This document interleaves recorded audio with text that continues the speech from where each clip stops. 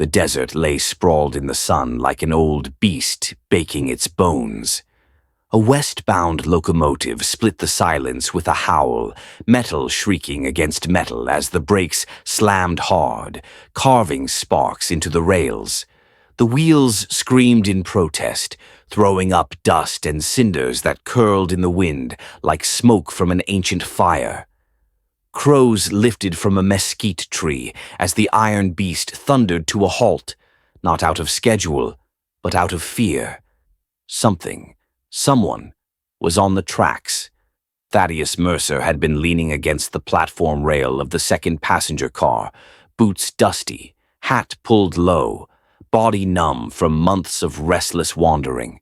His mind was a fog of regret and failure, haunted by the face of a child he hadn't seen in half a year.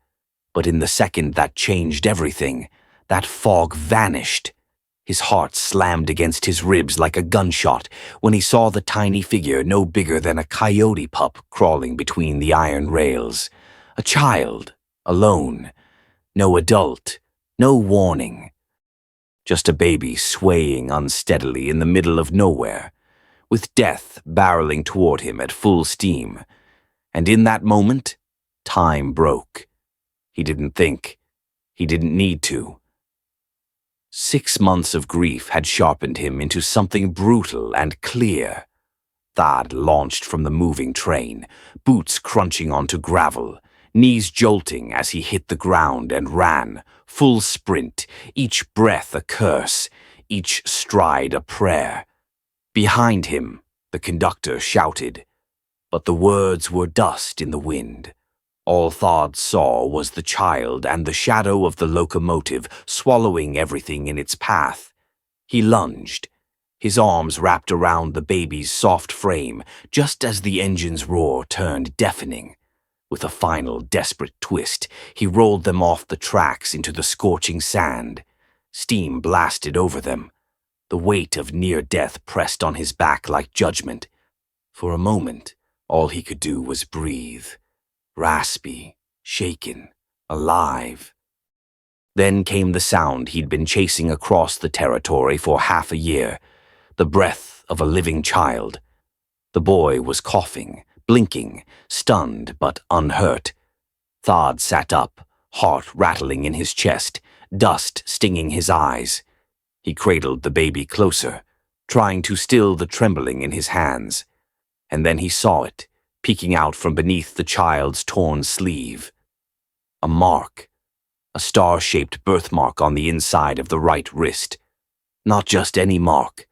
The mark, the one Sarah used to call God's signature, the one he'd kissed every night before bed. It was the same size, same angle, same soft edges, like a pressed flower. He stared, unable to breathe. The desert fell silent. "Samuel," he whispered, voice cracked and hollow. The child blinked up at him with eyes he recognized, brown, deep, and familiar. Eyes that belonged to a Mercer, eyes that belonged to his son. But as Thad held the boy tighter, something itched beneath the miracle. The boy was too small. Not in the sense of age, Samuel had only been a toddler when he was taken, but in the way malnutrition hollows out a child. His cheeks were sunken, his arms, thinner than Thad remembered. And the clothes, these weren't what Sarah had dressed their boy in the day the raiders came. These were rags, sun-bleached and threadbare, like he'd been living rough for months. Not the garb of a child kept safe. Not the image Thad had clung to every night he laid awake staring at the ceiling, imagining Samuel in the arms of some kind soul. Doubt whispered, cruel and insistent. Could it be a coincidence? Another child with a star-shaped mark? But when the boy reached up, small fingers touching Thad's chin with familiarity, with comfort, that whisper turned to ash. This was his son, and yet the questions refused to die. The moment was broken by a voice behind him, stiff, authoritative. "Sir, I need you to step away from that child." Thad turned, instinctively pulling the boy tighter, already reading the stance and tone. Conductor Hayes, flanked by two railroad men, concern in their eyes and confusion on their brows. Behind them, passengers had begun to climb down, drawn by the emergency stop. Murmurs filled the air like rising dust, but it was the woman in the dark traveling dress who froze Thad in place. She wasn't surprised. She wasn't curious. She was watching him with a look that spoke of recognition, not of the boy, but of him. Then came her words, quiet and devastating. "That child belongs to me." Thad's world tilted. The boy, his boy, clung to him. And yet this woman, this stranger, spoke his name with unsettling precision. "No, Mr. Mercer," she said, stepping forward. "That child is Thomas Whitmore, and I've been looking for you." Before Thad could answer, another voice rang out from the far end of the train, a low drawl, heavy with menace and false charm. "Actually, the boy's mine." All heads turned as a tall man in a sharp but ill-fitting suit strode toward them, boots thudding, hat low, smile crooked. "Name's Ezra Blackwood, and you're holding my son." The desert heat had started to shift, not in temperature, but in tone. What had been a moment of salvation now simmered with suspicion, like a snake coiled beneath sun-baked stone. Thad stood. Samuel pressed protectively against his chest and faced the growing crowd. "This is my son," he said, voice low but firm, slicing through the murmurs like a blade through rope. "His name is Samuel Mercer. He was taken from my ranch 6 months ago by raiders." The child stirred, tiny fingers curling into his father's coat as if drawn by memory. But Dorothy Whitmore stepped forward with practiced sorrow in her pale eyes, her hands folded across her chest like a mourner at a funeral. "I understand your grief. Truly I do," she said. "But this child's name is Thomas Whitmore. He's my late sister's boy. I've raised him since she passed. He's all I have left." Before Thad could respond, Ezra Blackwood let out a short, bitter laugh. "You're both full of dust," he drawled. "That there's my son, stolen from his crib 3 weeks back. Name's Thomas Blackwood. Got papers to prove it." He reached into his vest, pulled out a folded document, and waved it with the ease of a man who'd practiced the motion.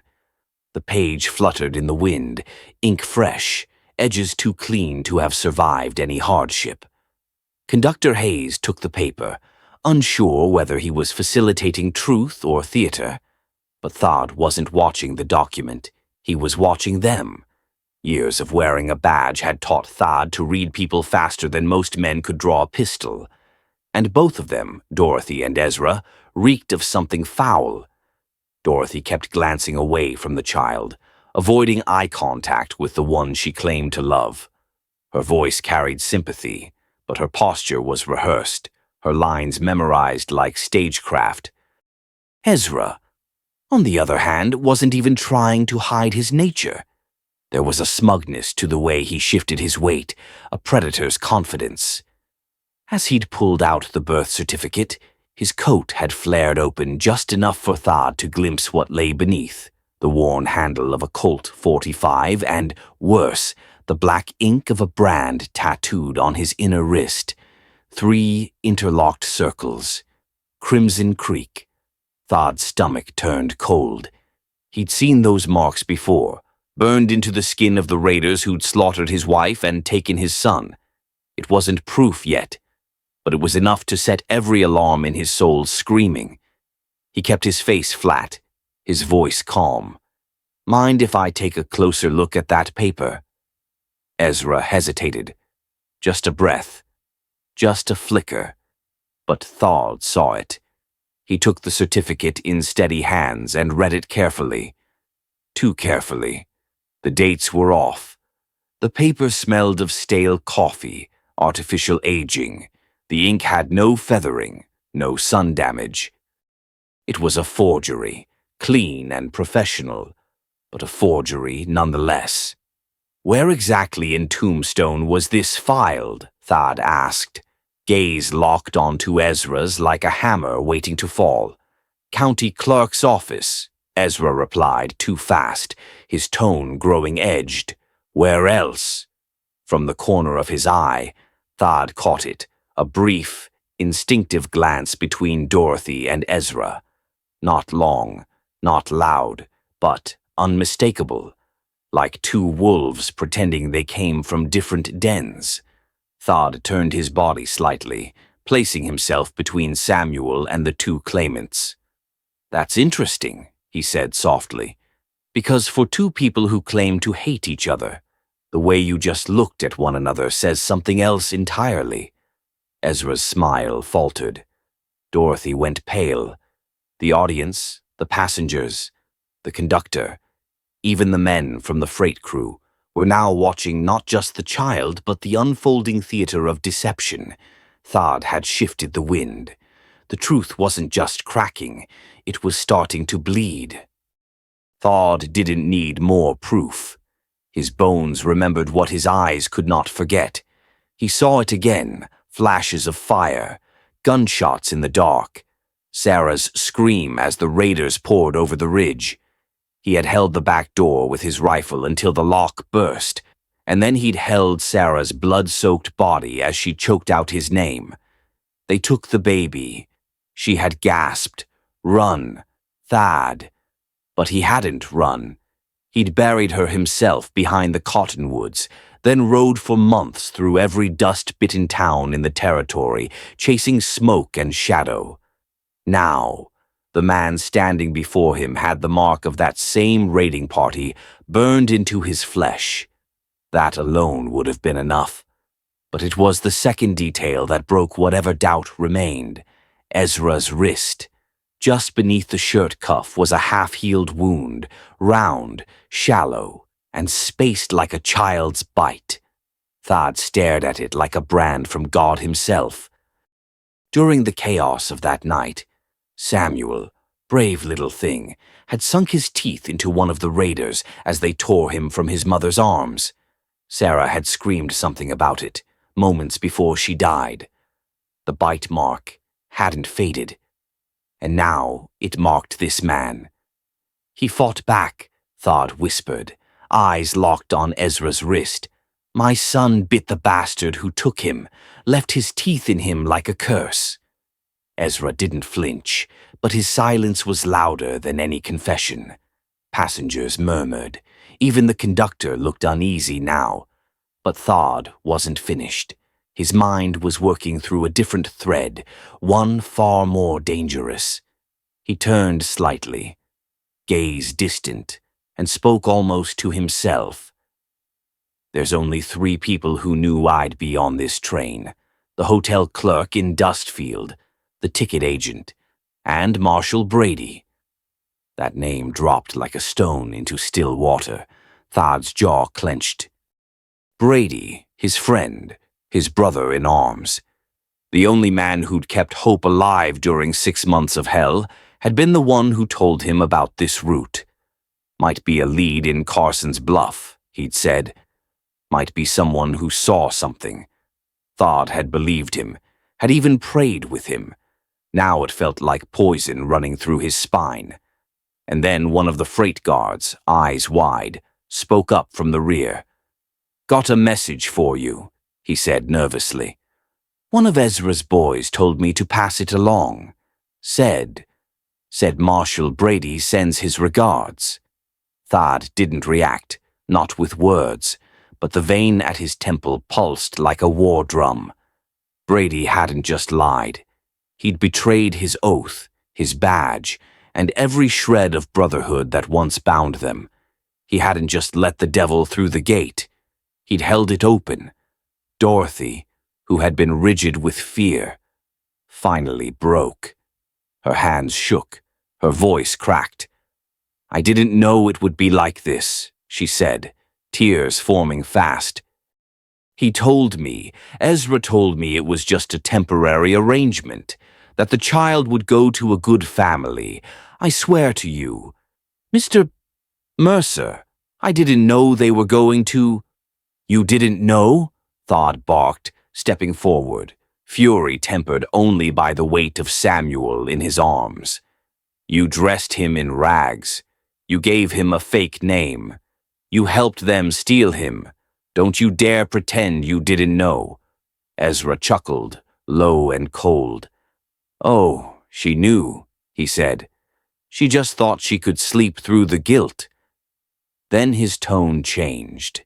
It dropped an octave into something foul. You think this was about money? About ransom? No, Sheriff. This boy was ordered, selected. There are folks back east, rich, respectable types, who pay good money for healthy children with distinguishing features. His eyes slid to the star-shaped mark. Something memorable, something they can show off when their neighbors come calling. Silence fell like dusk. Thod's stomach turned to stone. Samuel had been hunted.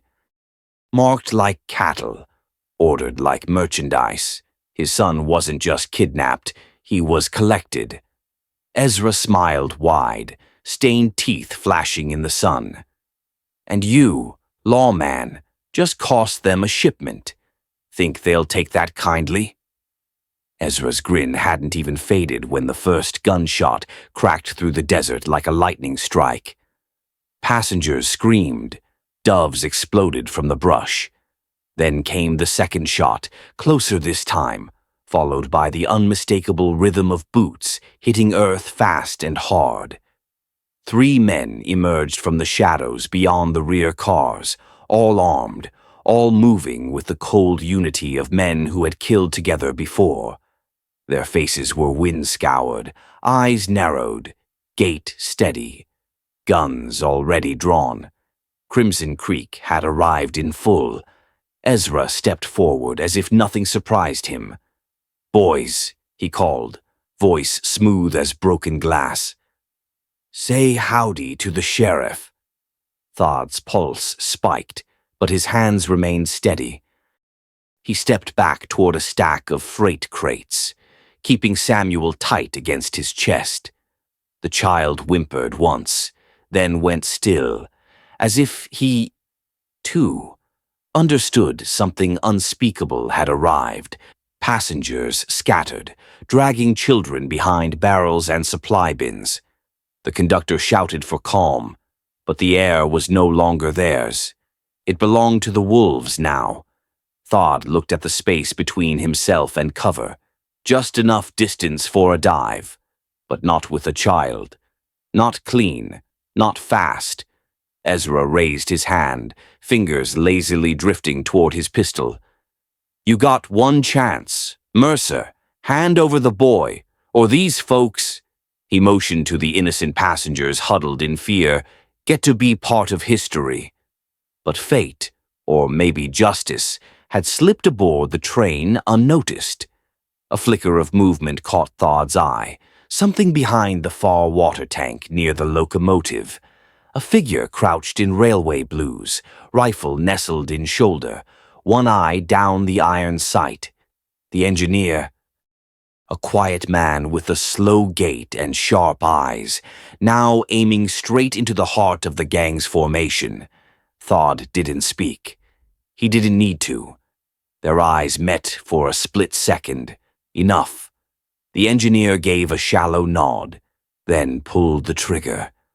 The first Crimson Creek man fell screaming, a burst of blood painting the desert air. Ezra snarled, spinning around. "Get him," he barked, but the engineer was already gone, vanishing into the tangle of train cars like smoke slipping through a crack. The second shot came seconds later, hitting another raider in the shoulder, knocking him into the dirt with a thud and a curse. The ambush had fractured. The wolves were bleeding. Thod seized the moment. He dove behind the freight crates, shielding Samuel's head with his arm as bullets screamed overhead. sand kicked up like glass shards. The train had become a battleground. Ezra's men fired blindly, furious and disoriented, while passengers sobbed and ducked low. "Find the lawman," Ezra howled, "and kill the engineer while you're at it." But shadows had turned against him. Dorothy had taken cover behind a barrel, her shawl torn, her face pale and wet with fear. Her world was crumbling, the lies, the guilt, the pretend motherhood, all collapsing under the sound of gunfire. She looked across the chaos and saw Thad, crouched low, shielding the boy with his body. And something broke loose inside her, a weight she'd carried for too long. She stood. Ezra was advancing, pistol drawn, the look in his eyes no longer performative but real. He'd kill anyone in his way, including the child, especially the child. His finger curled on the trigger, aiming for Thad's silhouette. "No!" Dorothy screamed, sprinting into his line of fire. She flung herself between Ezra and the crates, just as the gun fired. The shot rang out, missed by inches. Ezra snarled in surprise as she slammed into him with all her weight. They toppled to the dirt, limbs tangled. Ezra recovered quickly, backhanding her hard across the jaw, sending her tumbling into the sand. But it was enough. The bullet had gone wide. Thad was alive. Samuel was unharmed. Dorothy rolled over, coughing, blood on her lips. "I won't let you kill him," she whispered. "I won't let you finish what we started." Ezra's lip curled. "You just ruined everything. You stupid, soft-hearted." He never finished, because at that moment, the engineer's third shot struck true. Ezra's leg snapped backward with a sickening crack, and the gang leader dropped. Howling, into the dust, Ezra writhed in the sand, clutching his bleeding leg. The blood already soaking through his fine pants, ruined now, just like the illusion of civility he'd wrapped around himself. But he still held his gun.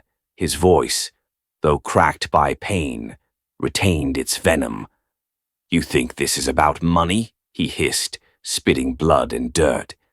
"This ain't some common ransom job, lawman. You're in the middle of something bigger than you can imagine." Thad emerged from behind the crates. Samuel still cradled tightly in his arms. Dust clung to both of them, but neither father nor son blinked.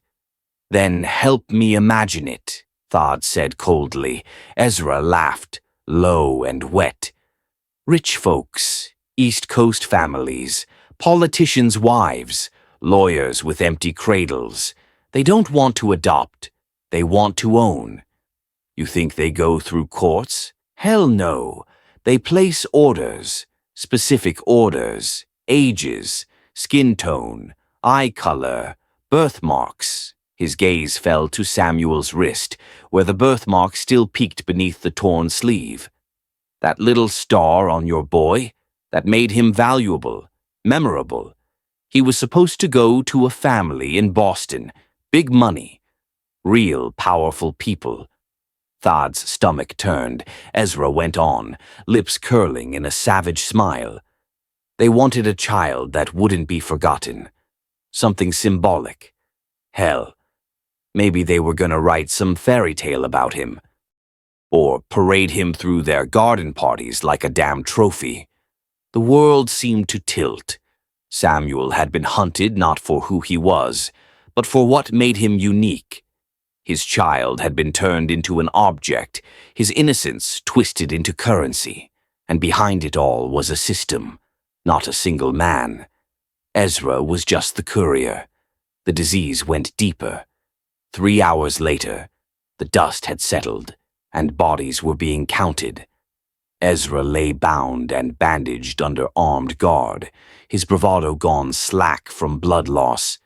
Dorothy, bruised, broken, and sobbing, sat beside a water barrel under watch. The passengers had resumed their seats, though no one spoke above a whisper. The desert had taken something from them, even if they couldn't name it.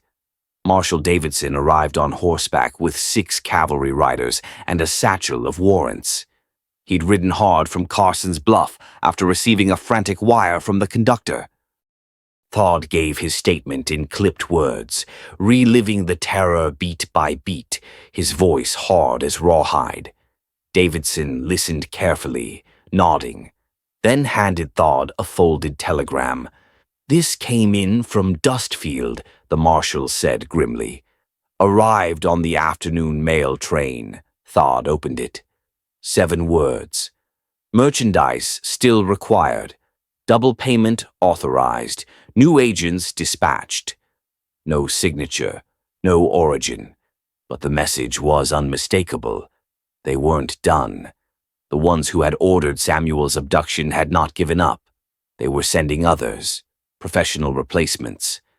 Possibly worse than Ezra, and less sloppy.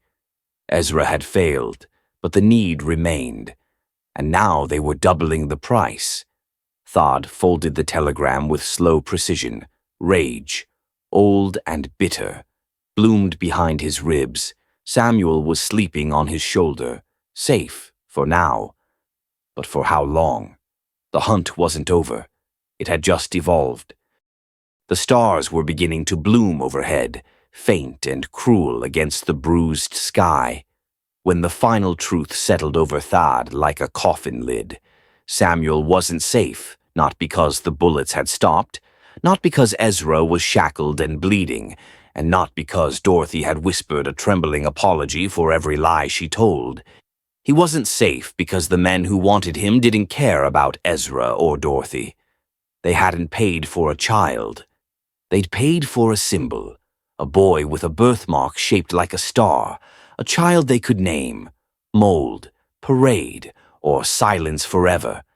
That mark on his wrist, it wasn't a blessing anymore. It was a target.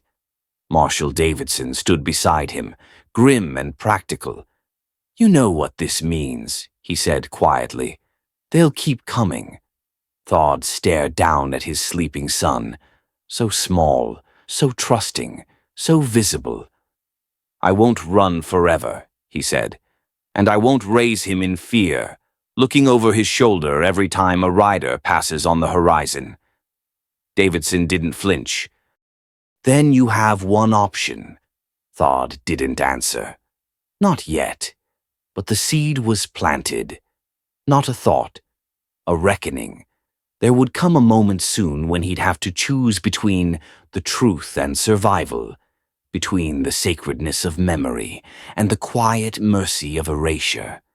He looked down at the boy's wrist. The little star still shone.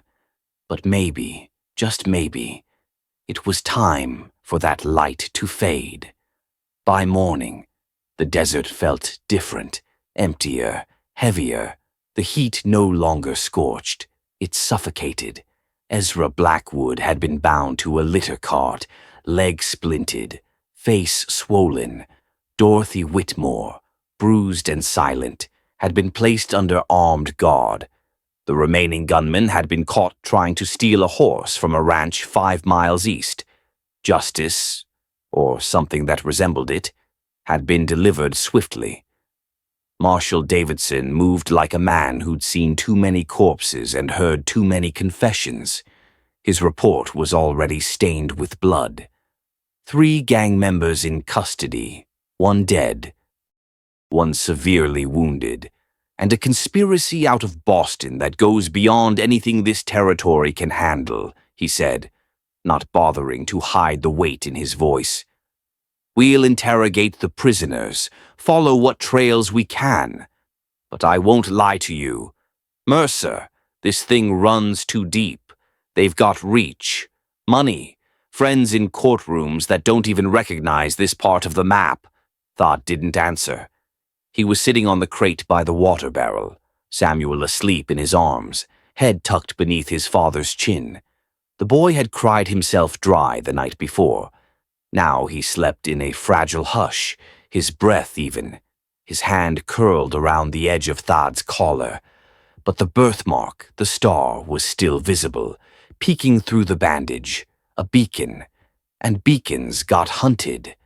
Dorothy approached under guard, her eyes sunken and hollow, her hands still trembling. She looked less like a villain now and more like a woman who had stepped 1 foot too far into hell and gotten burned. "There's a way to stop them," she said, barely louder than wind over sand. Thawd looked up. "Speak plain." "The birthmark," she whispered. "If it's gone, if they can't confirm his identity, they won't want him anymore. I've seen it done before. Parents hiding their children, erasing what made them valuable to the wrong people. A small burn. It heals, leaves nothing but a scar, just enough to break the trail."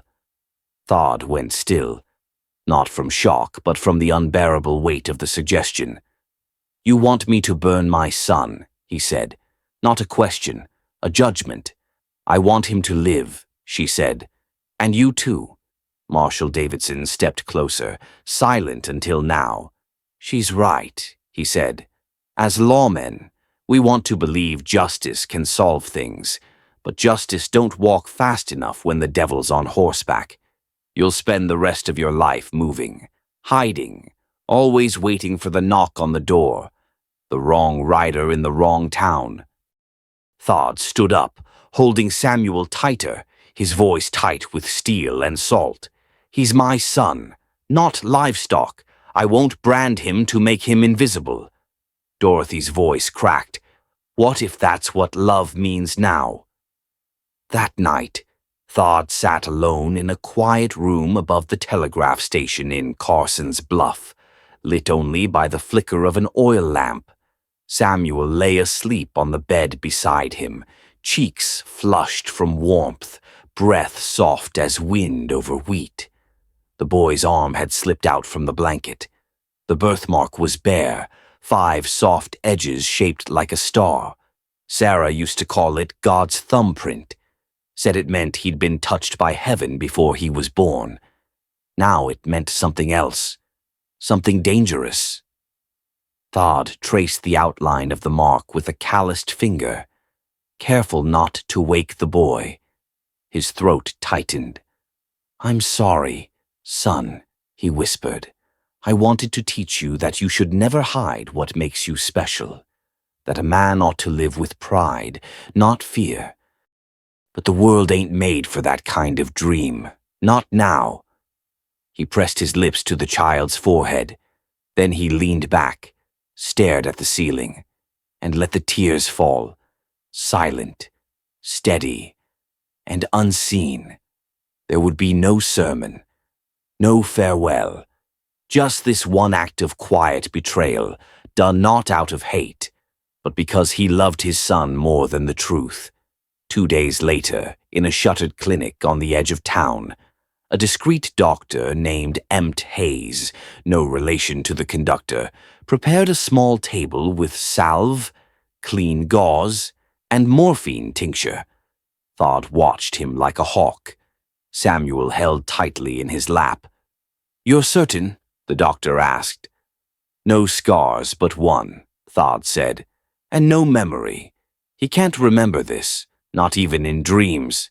The doctor nodded and worked quickly. The pain was brief. Samuel whimpered, but the morphine did its job. The star that had once defined him, once made him a prize, faded beneath the doctor's practiced hands, replaced by a pink mark that would fade into nothing but a childhood blemish, the kind no one remembered, the kind that didn't cost a life. When it was done, Thawd wrapped his son's hand in a soft cloth and whispered into his ear, "It's over now. They'll never touch you again." But even as he said the words, part of him knew it was never truly over. The report sent east listed Samuel Mercer as deceased, victim of a tragic train robbery.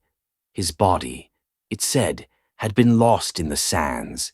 His father, overcome with grief, vanished into the wilderness. The Boston network crossed their mark off the ledger. No more payments, no more pursuit.